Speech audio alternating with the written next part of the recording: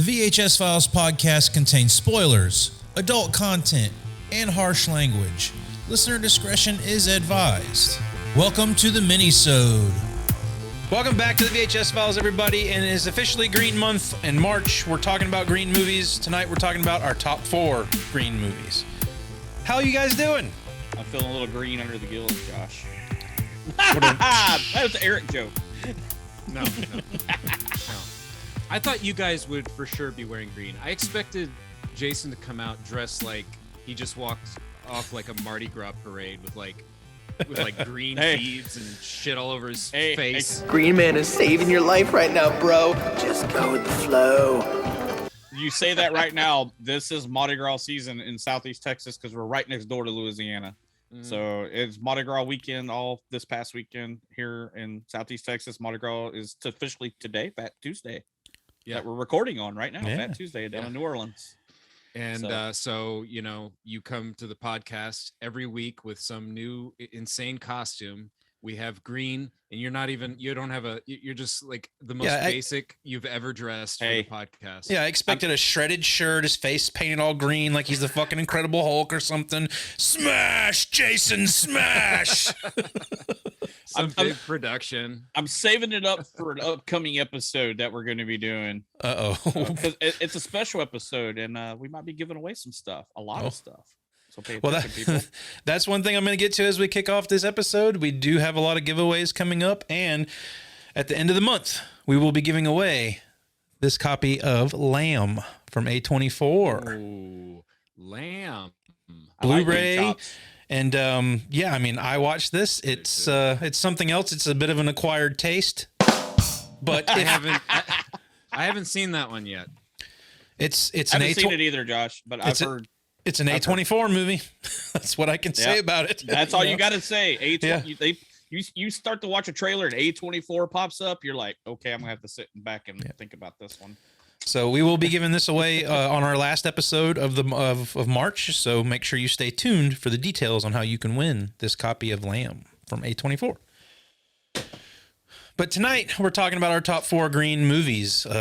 Green's a cool color, I guess. I had to defend why I think Alien is a green movie last week. So Eric, why don't you tell us a little bit about the color green? Oh yeah, you know the color green. I just Googled this. This is on nofilmschool.com. I think that's where I got the one for the red episode we did too. But just quickly, green is associated with healing, soothing, perseverance, tenacity, self-awareness, pride, unchanging nature, environment, healthy, good luck, of course, renewal, youth, vigor, spring, generosity, fertility, jealousy, inexperience, and envy, of course. It's weird because a lot of the movies I'm going to talk about, green is more like, I associate these movies with the color green, but they're kind of like nothing like what you just described. Well, I think it can be doesn't always have to directly tie to shit like that, but also it can be a contrasting, it can provide contrast or juxtaposition, so yeah, let's get into it. I mean, well, see, you had his green list. See, the green list I got is different, and this goes into my movies and maybe Josh's movies, but I had it listed as nature, immaturity, corruption, ominous, darkness, and danger, which are totally the other opposite of most of the ones you said. Darkness. Green is, I guess there are some examples in my own thing where green does kind of lead to darkness, but we'll get there, I guess. Maybe. Well, we're going to go around, do a whole round table like we did on the top 4 red movies episode. We'll start with our number 4, and then we'll go down to our number 1. And I think we're going to let Jason kick it off with his. I don't want to go. He's got the green shirt. I don't care. I'm the man who picks who goes first. So you go first, Jason. Tell me how you really feel. All right. I went with this movie. It's not like mean, a lot of people say when they say green movies, they automatically think like The Matrix, something that is just totally showered in green. Mm-hmm. But when Josh said we're going to do green movies, I kind of went with things that are subtle hints of green that make me remind me of these movies, or in the title possibly, and stuff like that. But this one does not. It's not in the title. But for my number 4, I went with Tales from the Crypt, Demon Knight. Oh, that's a good one. Good one. We will definitely be talking about that movie on this podcast at some point in time, but I'm very glad you picked it on your top 4 here. Yeah, I mean, this one, it's a personal favorite of mine. It's also a movie that the soundtrack inspired a lot of the bands that I love now. First time I ever heard Machine Head. Yep. On the soundtrack. I think you've mentioned that on the show before. Yeah, dude. I mean, this just changed my life. That and the Mortal Kombat soundtrack had Fear Factory on it. Well, at least the soundtrack for Mortal Kombat was good. Yeah. But it was directed by Ernest Dickerson, who did Juice. He did a lot of TV. He's done a lot of Walking Dead over the years. Oh, wow. ER, The Wire, Dexter. He's also directed some episodes of Raised by Wolves, the season 2, and I hear that's I need to watch that show. Everybody's talking about it. It's pretty. I haven't gotten into it yet. I've heard a lot of people say it's interesting. But I mean, but speaking of the green in it, it's the demons. They have like these green beady eyes. We meet Billy Zane's character, which he is the collector. Which this movie made me love Billy Zane. Oh yeah. This cowboy shit. You fucking ho dunk, po dunk. Well then there, motherfuckers. When he reaches up with his hand, he has this little demon claw, and he opens up, and that green oozy blood comes out, and he throws it on the ground, and we get demons. But and the movie poster art is all green. It's got green lighting throughout the movie here and there. So when you said green, this was definitely, I thought, needed to be on my list. So. Well, even Tales from the Crypt TV show, I remember, you get that whole tracking shot that goes to the house, down to the coffin, to the crypt keeper. And when he pops out and then the title card comes up on screen, you got that green ooze that just comes down over the screen with the purple letters. Some of, purple and green contrast really well together. Yeah, but they are complementary colors. Yeah, they're complementary in color. Yeah, they're complementary. Okay, I'm going to compliment. Get your shit right, Josh. God, did you not go to art school? No. I barely went to high school, so. What is art school? But I thought it was cool with this one because we got Billy Zane in it, but the reoccurring characters in a lot of these movies we talk about, good old Dick Miller. Dick Miller's in this movie. Good old guy from Gremlins, man. And, good old guy from Gremlins. Good old guy from Chopping Mall. Chopping Mall, The Burbs, Night of the Creeps. Yep. And we've talked about that one. Almost famous alumni, Dick Miller. There you go. But that's my number 4. Number 4. All right, Eric, what's your number 4?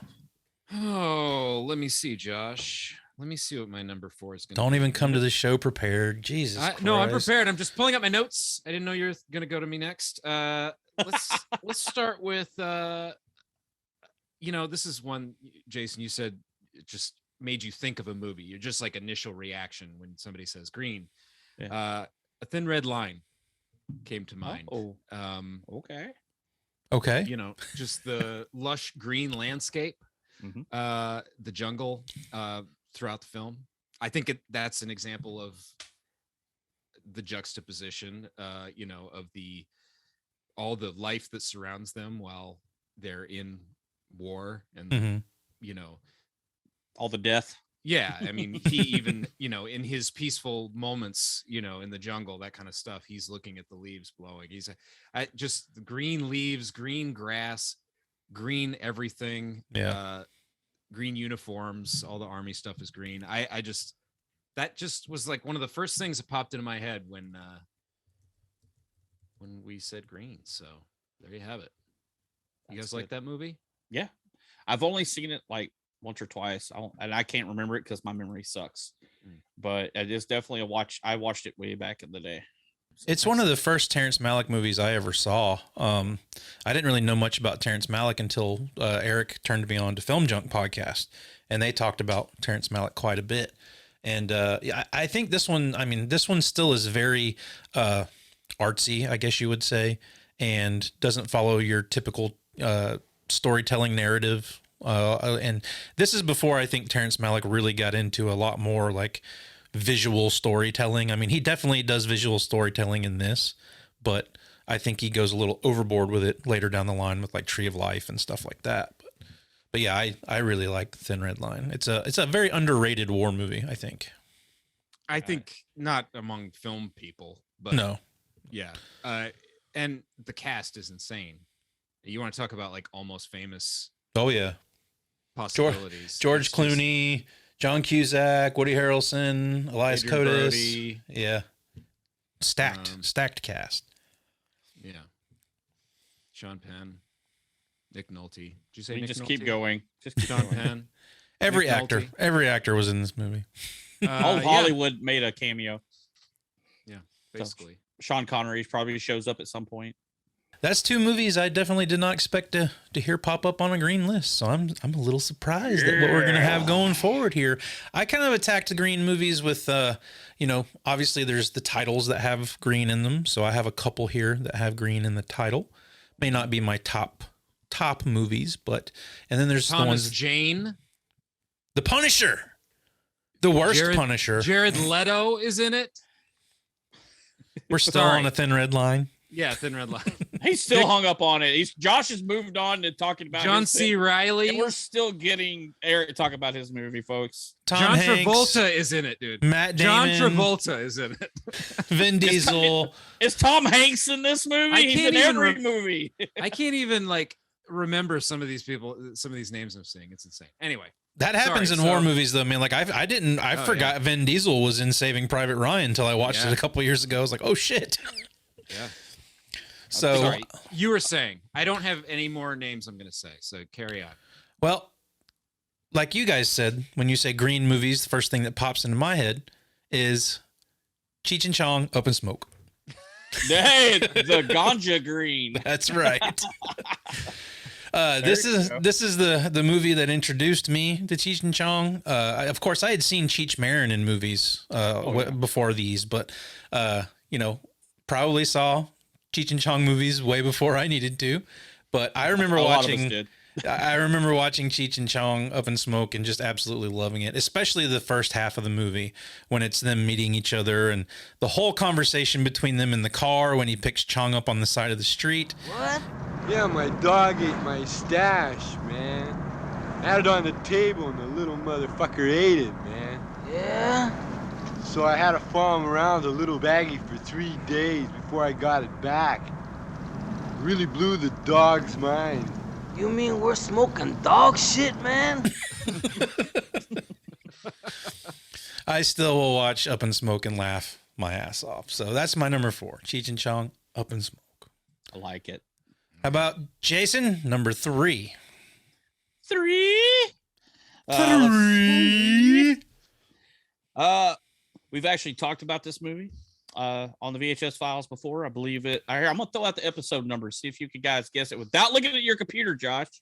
I'm already looking at it. We talked about it on episode number 6. Josh, turn your computer off. Yeah, turn your computer off. Episode number 6. Eric, without looking, don't you dare bring it up. I don't have it. I don't have it. Episode number 6. We talked about this movie. 6. I think I know what it is. All the way back. Nope. I think I want to guess. The Monster Squad.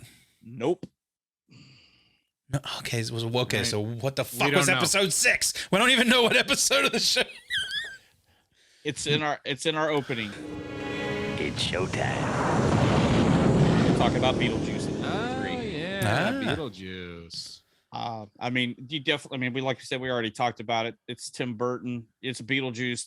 Green hair, green makeup, green lighting, all throughout the whole movie. Yeah.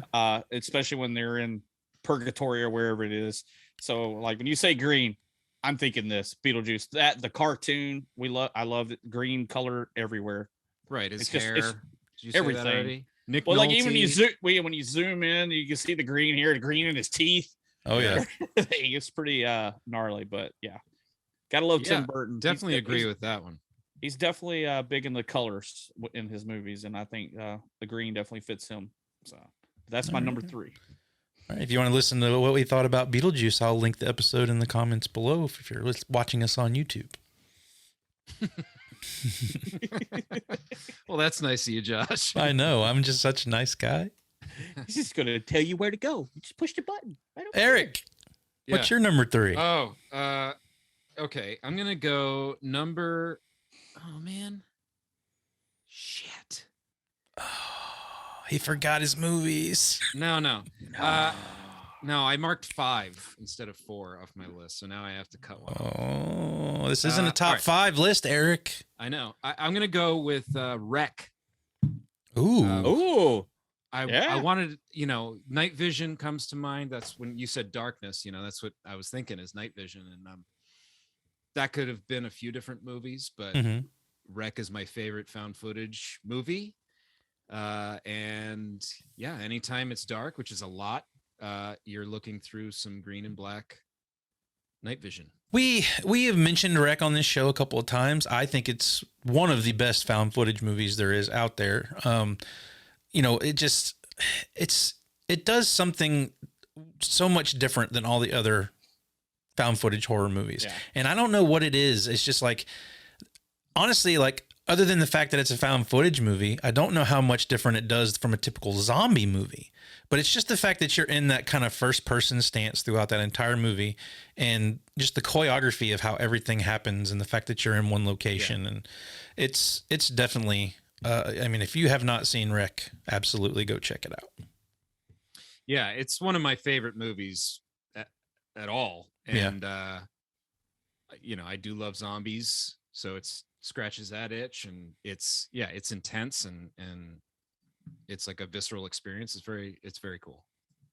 And all the sequels are decent. I mean, some people have problems with the last couple of sequels, but honestly, I think all the sequels that have been made to it are worth watching and have some value at some point.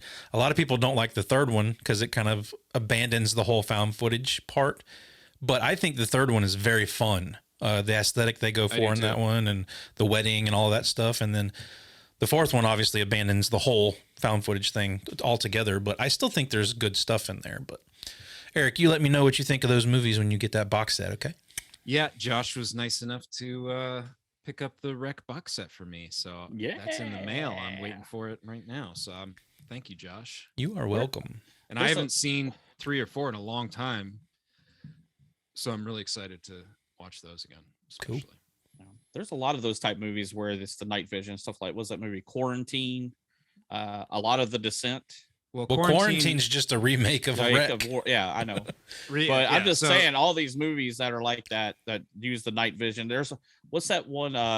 Rollerball with LL Cool J in it stuff. There's a whole sequence where it's all night vision when they're trying to run away from the government. It's like 10 minutes, 15 minutes of all this green that actually we didn't need.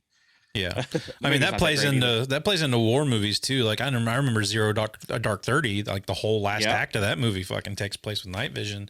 Yeah. You could even say Silence of the Lambs. Yeah, Silence of the Lambs, another great example of that. Well, my number 3 I had trouble narrowing down, but it was between 2 movies that we have talked about on this show. Oh, and I think I'm gonna go with the less popular one for everybody, I believe, but I'm going with Re-Animator at my number 3. I knew it would be on one of your guys' list. I knew you were going to pick it. I really was a newcomer to Re-Animator. I just really watched the movie for the first time a couple of years ago.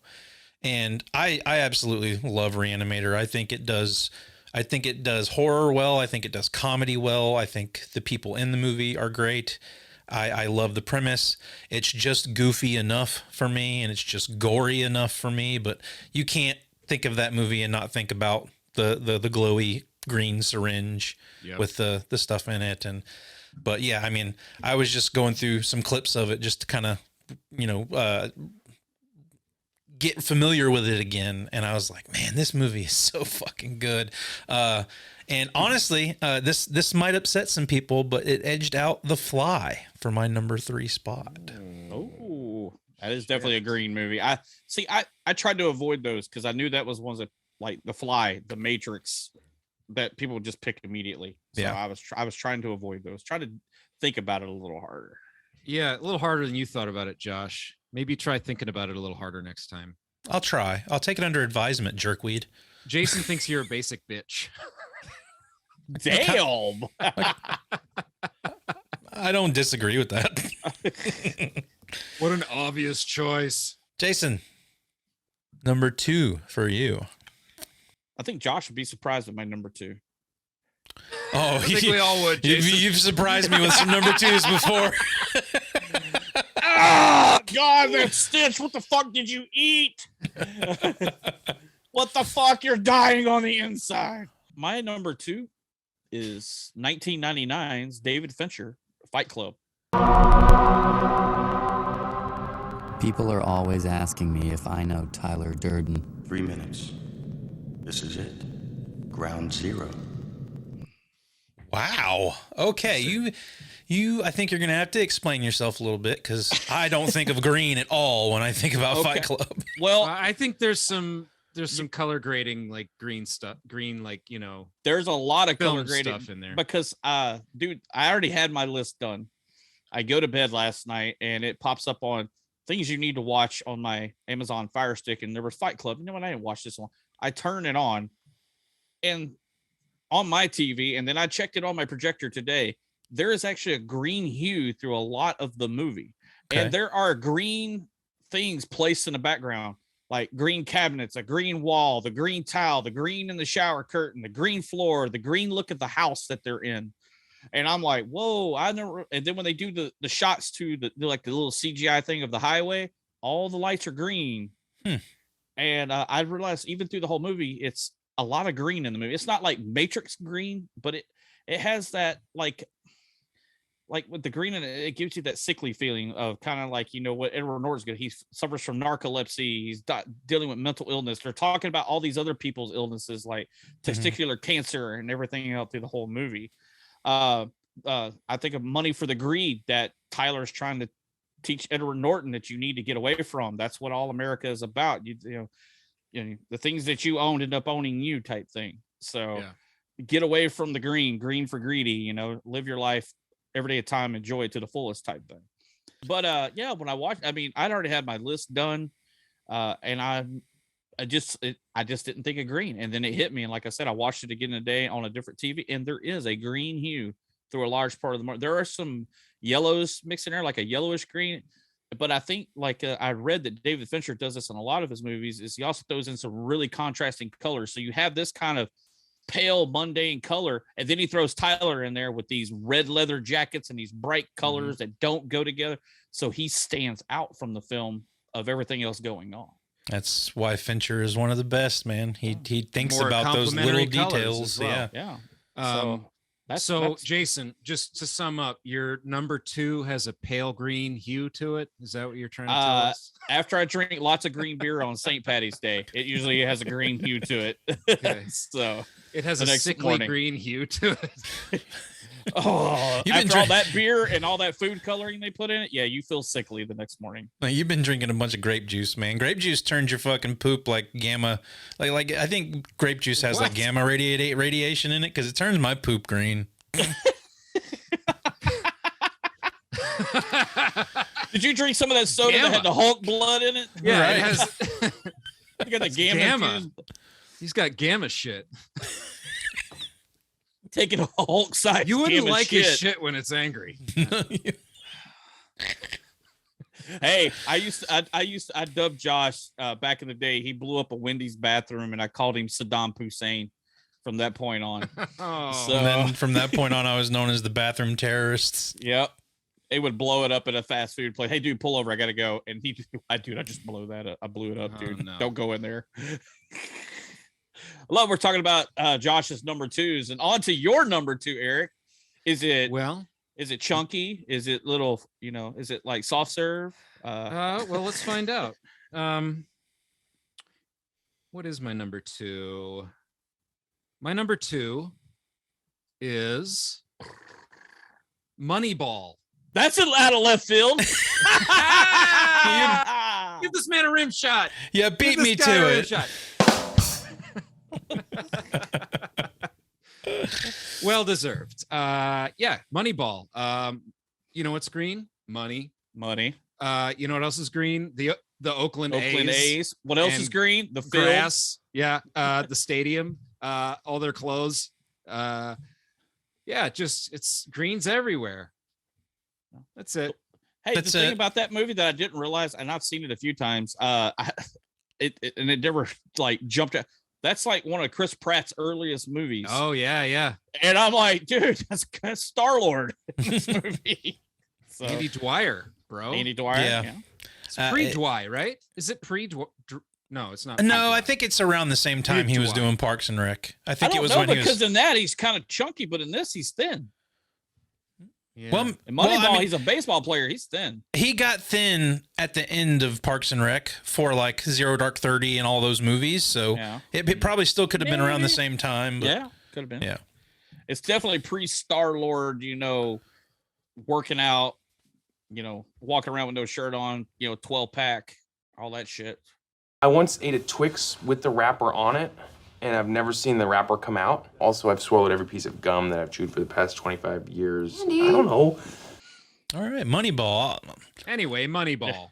Moneyball! I'll have to go back and watch Moneyball. I've only watched it once, but I do. Moneyball's great. I do remember a great movie. Liking it, yeah. I typically like sports movies. For a guy who's not into sports, I usually very much enjoy sports movies. I do not care about baseball at all. There's not a lot of baseball in this movie. It's not really. What's his name? You got Brad Pitt, but what's Philip Seymour Hoffman, Jonah Hill. Robin does Wright. Jonah Hill does a good job in this movie. Mm-hmm. He does. And is this one of the, I know Jonah Hill took a pay cut to work with Scorsese on Wolf of Wall Street, and I think he's known for doing stuff like that. Like if he really wants to work with certain actors or directors, before that, but this was before that. This was one of his first more serious roles. Wasn't he nominated for? I think he got nominated in this movie. So Eric, Mr. Google, I've got it on. Where does it say? Let us know. I don't know. Anyway, but if you like those movies, I'll tell you another baseball movie that's really good is Trouble with the Curve with Clint Eastwood, Justin Timberlake. I haven't watched that one. That's actually a pretty damn good movie. Clint Eastwood's movies are his directed movies are very hit or miss for me. Like some of them I like, some of them I don't. There's certain aspects of American Sniper that I really liked, and certain aspects of it that I thought were terrible. So I'm very like. I go into Clint Eastwood movies very like on guard because I'm afraid I won't like them. But most of the time they're okay, but sometimes they. So Eric's number 2 was Moneyball. Josh, you're number 2. Oh man, this is where it gets tight for me, guys, because like I got so many movies here that I got to narrow down into a number 2 and a number 1 spot. But I think I'm gonna go with Cloverfield as my number 2. And I just mentioned that on another episode about monsters. It's and it's funny. This is another found footage movie that's appeared on this list, and I don't care for a ton of the found footage movies I've seen, but some of them I think do it really well. Wreck is one of them. I'm not even a big fan of Blair Witch Project, and I know you are, Eric, but I really wasn't until I watched it recently, and it blew me away. So maybe you just need a rewatch. Maybe. And I tend to, the older I get, when I rewatch stuff like that I didn't really like when I was younger, I end up liking them a lot more the next time I watch it now. But Cloverfield roped me in from the beginning. And I remember the thing that got me with Cloverfield was the marketing for it. Oh, the marketing was crazy for this thing. There was, trailers were very minimal. It was only short little snippets of scenes from the movie. And it was just enough to make you go, what the fuck is this movie?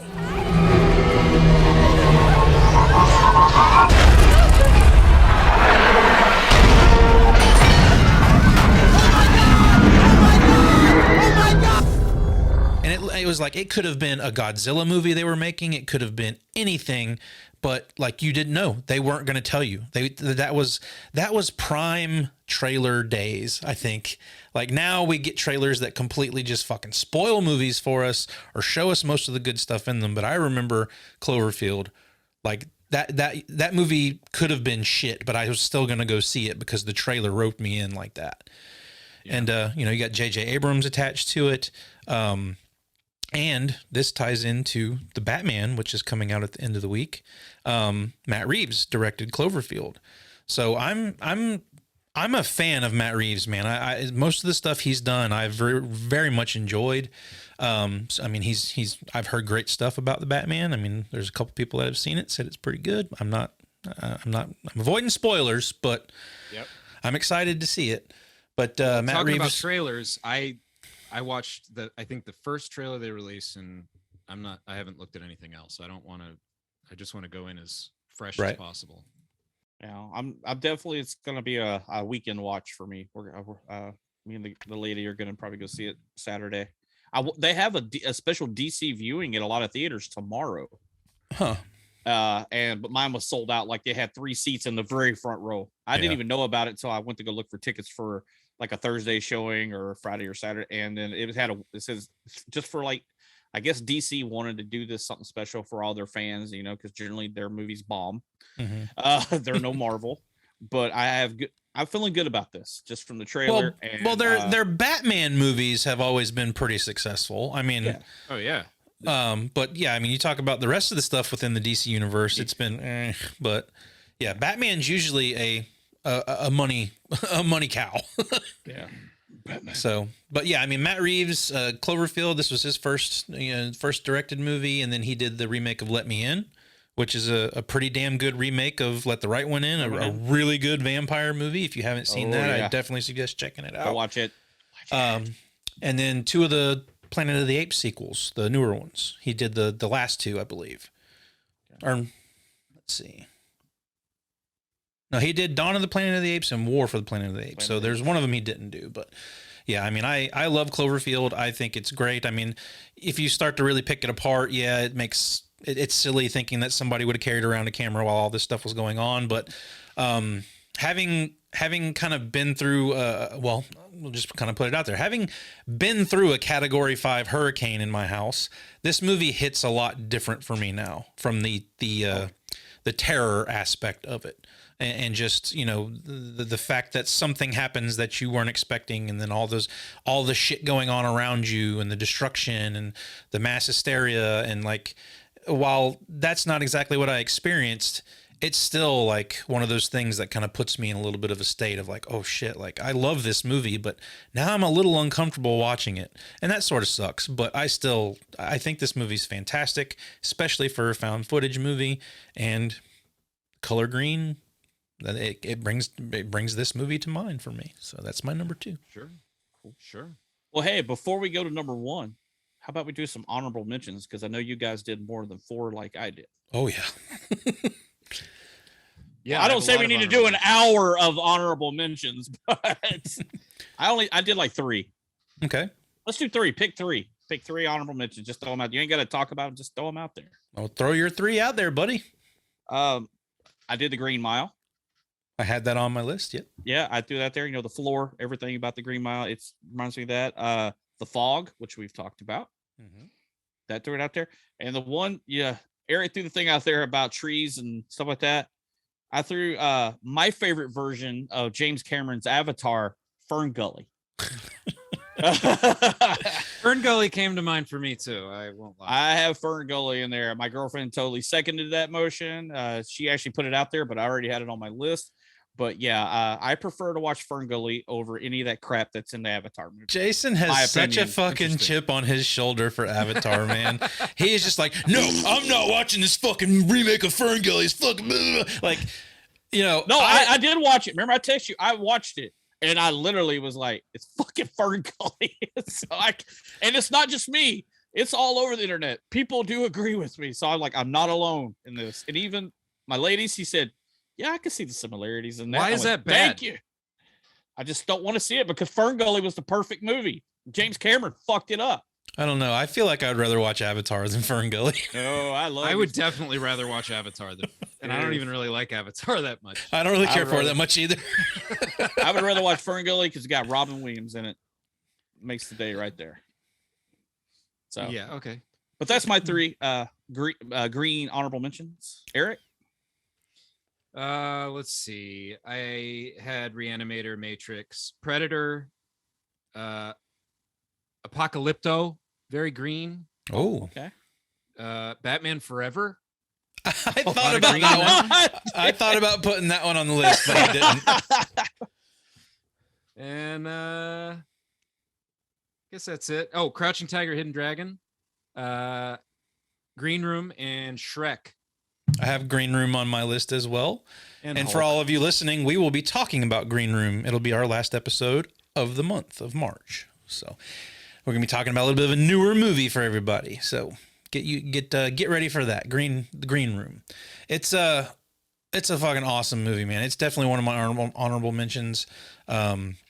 Nathan and I briefly talked about it on one of the episodes of For New Eyes Only, but yeah, I mean, and I think in our Hitcher episode that I did with Nathan as well. But that movie, you know, Jason and I have been in bands and went and played in different places and stuff, and that movie really resonates with people like us because like we've been in some shady fucking situations. Ooh. Like they are in that one. Save it for that episode. Oh yeah, save it. We're gonna put it in that one.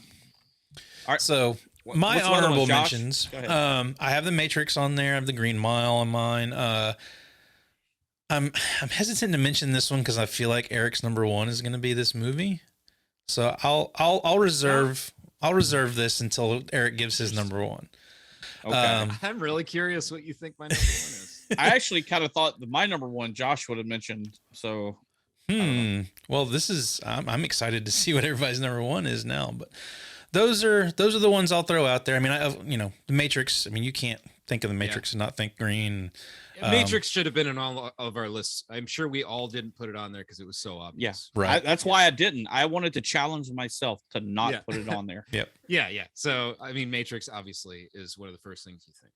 Oh, and Teenage Mutant Ninja Turtles. I have that as an honorable mention too. Turtle Power. Yep. The ooze is green. That was another movie as a kid that I was like, it was like Terminator 2, man. Like I wanted to see it so bad when it came out.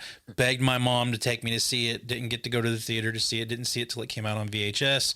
But man, I wore the fucking tape out after I got it, dude. I love that first Teenage Mutant Ninja Turtles movie. Yeah.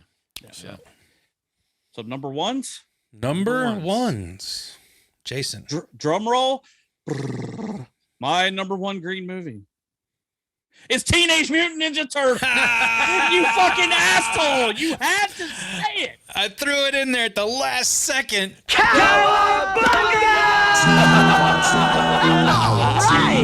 I made a funny. And I told you, I said, I cannot believe it is not made it on your list. Me and Josh do share the same brain sometimes. Sometimes on the show. But yeah, that is my number one green movie. When I think green, I think Turtles in a Half Shell, and they're green. Yep. Dude, love the cartoon. This movie, I watched it the other night. Man, it's still great. I can still watch it. Does it hold up as great as some other? No, but it is just a fun watch every time. The little jokes, the fighting, the Jim Henson suits. It was one of his last ones. I think he died right after the movie premiered or shortly thereafter. So we got to see the Master Jim Henson one last time on the big screen.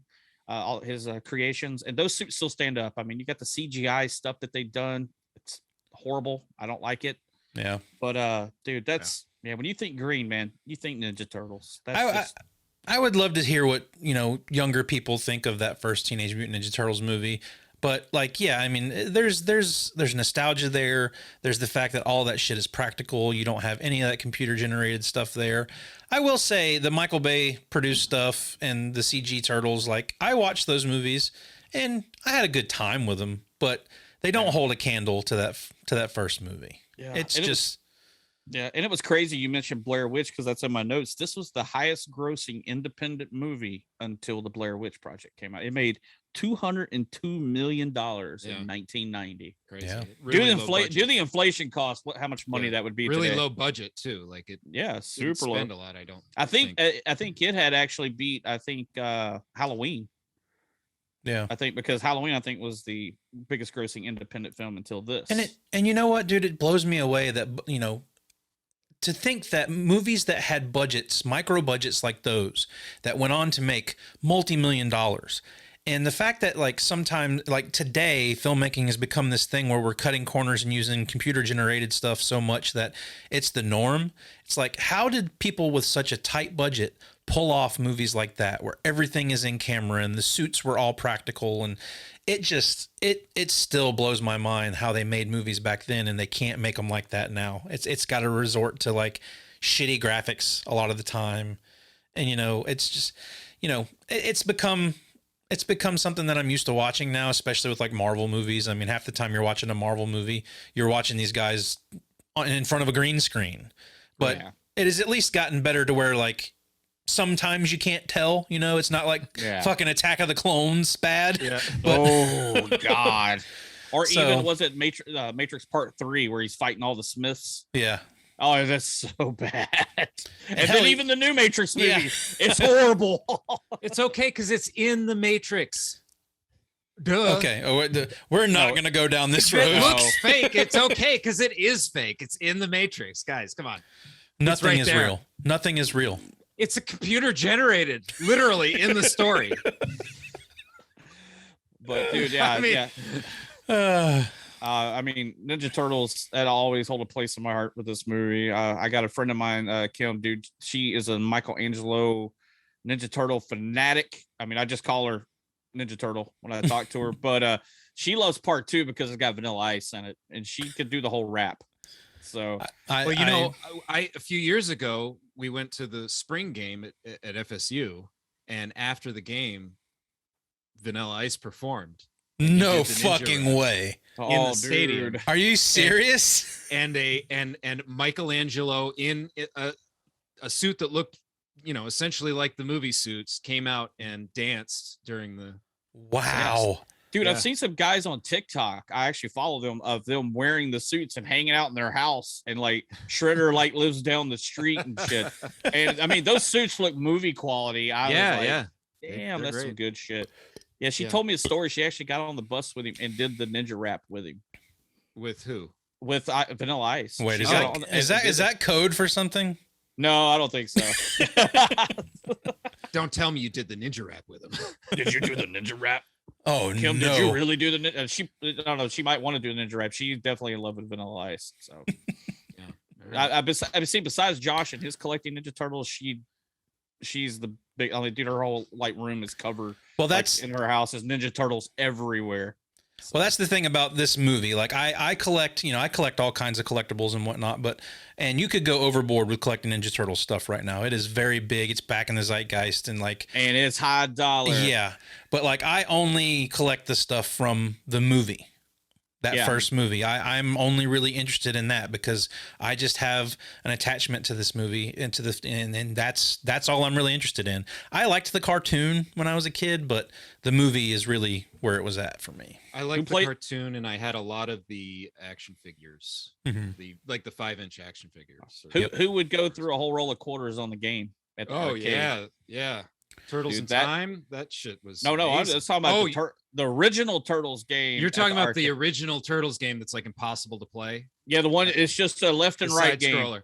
Yeah, side Yeah, yeah. scroller. Yeah, that's that man. I went through so many rolls of quarters playing that game, and I still love it. If I see it, I know you can buy them now, like at Walmart, the little standalone Yeah. Turtles games. Yeah, I might need to get one. So Just get But the that's- little NES, little NES with like the 100 NES games on it. That'll have it on there. still not the same, dude. I want an arcade console. You want a box? Yeah, I want a box. He There's wants mine. something. He wants something that's going to take up space in a house that has no space. Yeah, I'm crammed here in the corner doing a podcast with my little Just bit keep of it in the space. yard. Yeah, I'll put it out in my shed, play it out there. So, but Eric, what's your number one? Mine. I want to know if I want to I'm know. really if you- curious. I'll be amazed if you guess it. All right, that's just crazy. He guessed mine, and it was so. Are you going to have the same one? My number one is my neighbor Totoro. Okay. You are fucking with me. I am not. You I am are. not. That is not No, your I'm number not. one. That is not your number Yeah, one. that's not your number one. No, it is. What do you think my number one is? I thought you were going to say Prince of Darkness. Oh yeah, I did think of that, but I just don't. I don't know. This one takes the cake, and I thought you might say Prince of Darkness. Actually, I was thinking about that one, but no, you know, it's there's something about this movie that's just comforting and happy and healthy and kind and magical, and obviously there's visually a lot of green and all this lush landscape, you know, mythical forest creatures, and and you know, there's no bad guys, there's no villains, there's no You know, there's no, like, I have no none of idea what these the hell you're norm- talking about. So I'm like, Google it. I will have to. I've never even heard of this movie. Being honest. It's an anime movie. It's a Studio Ghibli movie. Yeah, I know the Studio Ghibli movies, but I've still never heard of this one. It's like the most popular one. I can't believe you haven't heard of My Neighbor Totoro. This guy. Okay, yes, it is. This might need to work its way onto the schedule at some point because this movie is wonderful, and you know, it's almost entirely green, almost the whole time. So if you Google Studio Ghibli, My Neighbor Totoro is the second one on the list. Hold on, and Totoro is like often like the icon of that entire studio. Like, yeah, his image is really what. Well, when y'all say shows that, up in Toy Story, for God's sake. All right, these are the ones I've seen. I've seen Ponyo, or if I say that right, Howl's Moving Castle, Kiki's Delivery Service. When you say Studio Ghibli, those are the three I think of. You've like gone around the most popular one. Yeah, you have. Yeah. You're such a hipster, dude. And Princess, was it Mononoke? I can never pronounce her Princess name. Mononoke. I had a friend turn me on to these, and we watched them all within a week. So, but I never watched that one, the Totoro one. I know what Spirited Away. Hello. That's the first one that pops up when you Google it for me. But you're saying My Neighbor. I now know the character, but I didn't know the name of the movie. I know the little character thing. Yeah. Yeah. So My Neighbor Totoro.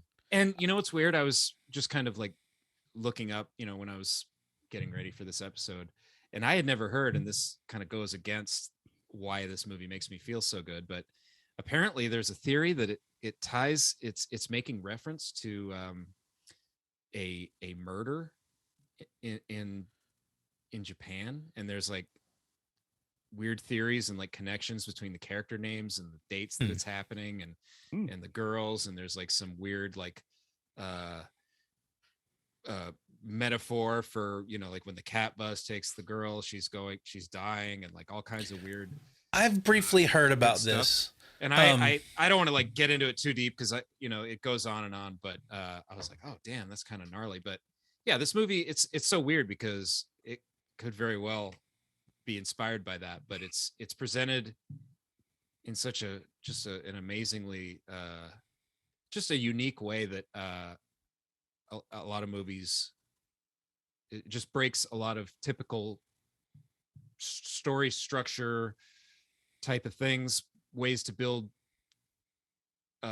excitement and things like that are kind of flipped and to the positive in most of the scenarios, and all the characters are nice. There's no disgusting icky characters that you hate, and it's weird. Everyone in town is pretty nice, and it's just, I don't know, it makes me feel good. Jenny and I just watched this for the first time a couple years ago, and I'm not big into anime, and I've only seen a very minimal amount of it and whatnot, and especially the Studio Ghibli stuff. Like I own a few of them, but that's the only one I've managed to watch so far.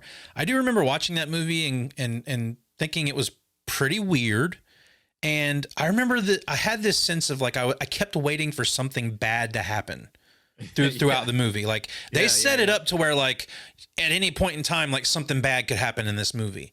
But and sorry, Jason, you haven't seen it, but like nothing bad happens in that movie. It's really like a feel good movie, but which very well might be, it might be a reaction to how bad that, that actual thing that happened. I mean, there's some convincing, points of reference, in that theory, and it could very well be like almost like Once Upon a Time in Hollywood, sort of rewriting the story, right the bad thing doesn't happen at the end, you know what I mean? So it's interesting, but yeah, it's just a wonderful experience. And it's a favorite watching with my kids. They loved it growing up, so it's that's my number one. Nice. That was a surprise. I did not expect that.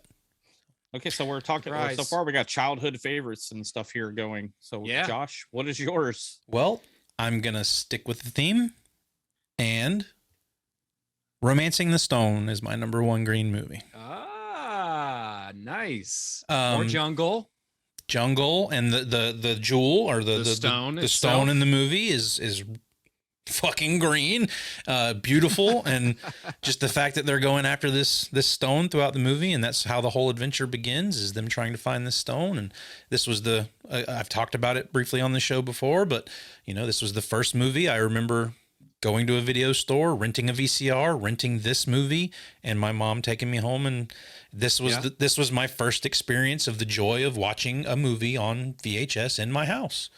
So instantly, when we said we were going to do green movies, that was the first one that just popped right in my head. It makes a lot of sense now that you say it. It's like, of course, that would be Josh's number one. And yeah, as I've said before, I love that movie too.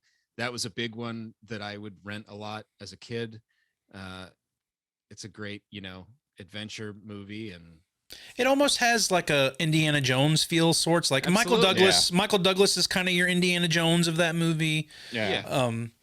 But yeah, there's some comic relief, there's some tension, there's some adventure, there's some danger, there's it ticks all those boxes. My first introduction to Danny DeVito, who I'm fucking in love with right now, because I've started watching It's Always Sunny in Philadelphia again. Not only are we kidnappers, but I'm about to have a close encounter with a cattle prod. And he is so fucking good on that show. He fits in with those guys so well. Have you ever watched the bloopers of that show? I've mentioned some of them. I've watched more of the bloopers than the show, but he always makes them laugh, because he's just hysterical. He's such a funny guy. Romancing the Stone, it's always going to hold a special place in my heart, and it is my number one green movie. Nice. We all went nostalgia for our green movies. And hopefully one day we'll talk about it on the show. So the one green movie I didn't put on my list, it just reminded me thinking of the whole St. Patty's thing, Boondock Saints. I thought about that one too. Because on St. Patty's Day, we're all Irish. Fuck us. And I think we've talked about this movie off mic. Maybe after we were done with an episode at some point. But that was a movie that I loved the first time I saw it. First couple of times I saw it. But watching it now, I got 30 minutes into it and turned it off. Like there was something about it that I was like, I can't watch this. Like, I don't know. Maybe I'll give it another shot. But yeah, I have a similar kind of reaction to it. I don't know. I don't know if I ever understood it or got it or whatever, but I saw it once a long time ago. But it was one of those that just had all this like weird humor in it and everything. The shit with the cat and the guy with the Tourette syndrome and all that. And then, it was of the Tarantino era when Tarantino movies were real big and people were trying to copy the Tarantino style of things. Sure. Wisecracking, criminals, violence. Yeah. So I like it. Well, yeah, that's our green movies. We'd like you to talk to us about your favorite movies that you associate with the color green. Leave us a comment on YouTube. Leave us a tweet on Twitter. Talk to us about your favorite green movies. We'd love to talk movies with you. If you have anything that you suggest that we should watch that maybe we should associate with green, let us know. We'd love to hear about it. Green Inferno. I have that on my list as well, but decided not to throw it in there. Eric's favorite movie, the Seth Rogen Green Hornet. He loves it. Well, if aliens are green, as we talked about last episode, I could have thrown Paul on there. Paul's a pretty fucking good movie. Yeah, but he's not green. He's not green, but we associate aliens with green, according to Jason. Yes, I do. Little green men. That's what we've always said. So, Field of Dreams. I just think of corn.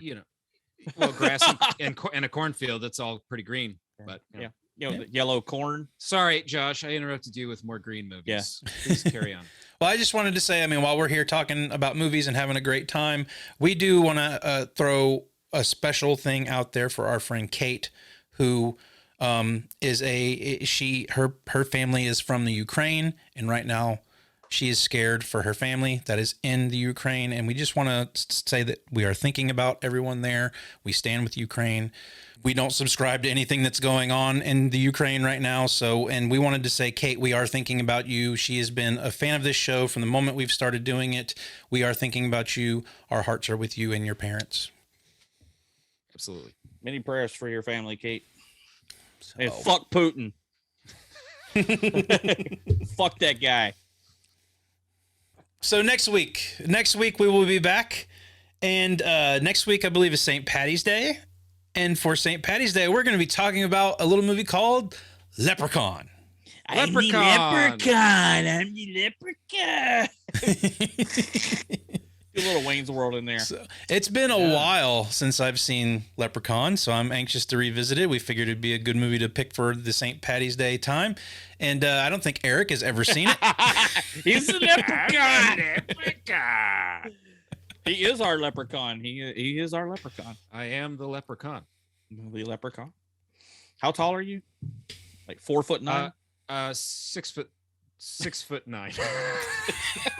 No, I'm 3'6". He's sitting on his pot of gold right now. He's sitting on his pot of gold. My feet are. He's just daily. No, I'm 5'9", so. Okay. Well, we will be talking about Leprechaun next week, and we are giving away a digital code for all 7 of the Leprechaun movies. Whoa. You get a digital code for all 7 of the Leprechaun movies. Holy shit! Holy shit! Woo! So, if you would like to win the digital copy of the 7 Leprechaun movies, you have to leave a comment on our YouTube page that says Jennifer Aniston. And we will pick one lucky winner to win the digital code of the Leprechaun movies. Who doesn't want to write Jennifer Aniston? All right, everybody. We will be back next week to talk about Leprechaun with you for St. Patty's Day week. And until then, be kind. Rewind! Get the fuck out. Teenage Mutant Ninja Turtles. All right, that was pretty good. You've been listening to the VHS Files Minisode. We drop new episodes every Friday, so make sure you're subscribed and leave us a rating and a review wherever you get your podcast. Interact with us on all social media platforms at VHS Files Podcast. Email us any questions, comments, movie suggestions, or games you'd like to hear on a minisode at vhsfilespodcast@gmail.com. Thanks for listening. We'll be back.